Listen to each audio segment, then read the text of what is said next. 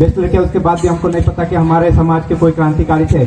लेकिन उनके वो दुबा इतिहास जानने के लिए जिन लोगों ने कोशिश की, आज हम उनको पहचान पा रहे हैं और उनकी जयंती पे हम इकट्ठे हुए उन लोगों का आभार व्यक्त करता हूँ। मैं आपसे कोई आघात चोट ना पहुंचे मैं एक स्वतंत्र विचार से मैं विचार कुछ व्यक्त करना चाहता हूं। हम यहाँ पर क्यों इकट्ठे हुए, क्योंकि हमने किसी के जन्मदिन के नाम पर हुए ना, हम जयंती मना रहे शहीद बिरसा मुंडा जी को। माफ करना, मैं शहीदी जो भी मेरे निजी विचार है, किसी को कोई चोट नहीं पहुंचना चाहिए दिल में। और लेकिन अभी हमारे समाज में युवा लोग क्या कर रहे हैं, खुद का जन्मदिन बनाने में लग गए।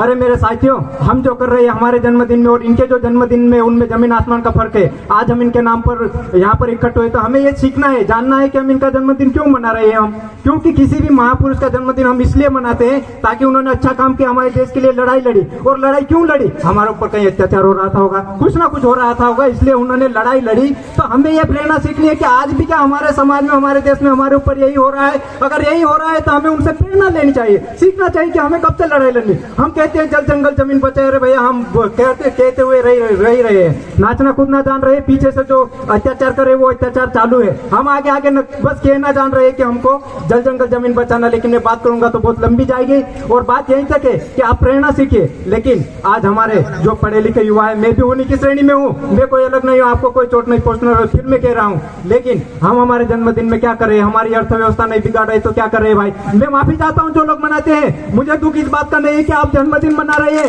लेकिन उसके नाम पर जो हमारे माँ बाप पढ़ने के लिए पैसा दिया, हमें खर्च करने के लिए दिया पैसा, जो हम रूम पर कमरे पर रहकर हम उसका दुरुपयोग करते हैं। तो साथियों, एक ये भी बात है कि हम अगर इनका जन्मदिन मनाते हैं, हमारे महान, माफ करना पैर ना लगे, हम इनका जन्मदिन बनाकर हम प्रेरणा सीखे कि कंचे मामा ने क्या किया, शहीद बिरसा मुंडा जी ने क्या किया, और आगे हमारे जो तस्वीरें उन्होंने क्या किया, उन चीजों से प्रेरणा लायक, सीखने लायक है। लेकिन हमने हमारा जन्मदिन मनाया, इसका मतलब साफ जाहिर है कि हमारी प्रेरणा हम अपनों से ही सीख रहे। अगर मैं लांडा लुच्चा लफंगा आदमी हूँ और मैं मेरे जन्मदिन के नाम पर एक साल बाद वही बना रहा, इसका मतलब साफ जाहिर है कि मैं और भी आगे आने वाले समय में लांडा लुच्चा लफंगा ही रहूंगा क्या। ये सीखने की बात है हमारे लिए समाज में।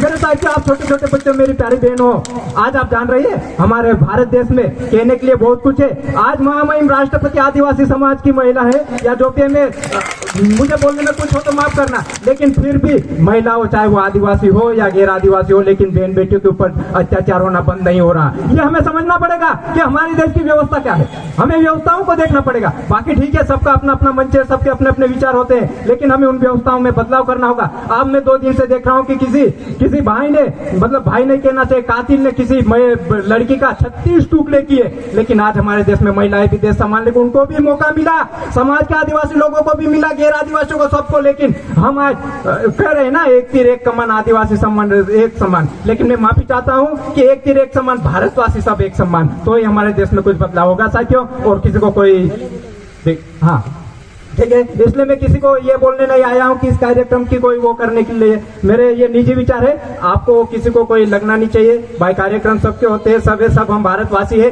तो ही हम इस देश को बचा पाएंगे। ये मैं इसलिए कह रहा हूँ कि हम अकेले नहीं। देखो आज हमारे देश को किस तरह से लूट रहे हैं आप जानते हैं। एक विदेश की कंपनी आती है और 20 रुपए लीटर पानी बेचकर चली जाती है, और हम घटाघट पी जाते हैं, और हम कह रहे हैं कि हम जल जंगल जमीन बचा रहे हैं। भाई अगर आप सच्चे जल जंगल जमीन बचाते हो तो बाजार का पानी जो पैकिंग का मत पीजिए। आप कहोगे कि हमारे जो व्यापारी लोग डूब जाएंगे, नहीं डूबेंगे। वो पानी की जगह उनको बोल देंगे कि आप दूध बेचिए, हम गायें पालेंगे, आप दूध बेचिए, हम भैंसे पालेंगे। ये गलत नहीं है भैंस पालना साथियों।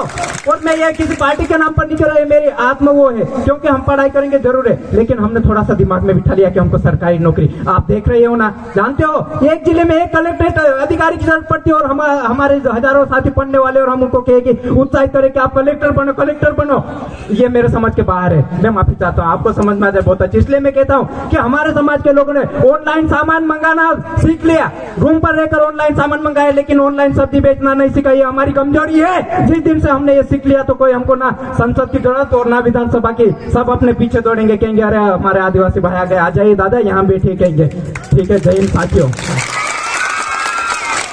शानदार बात कही है।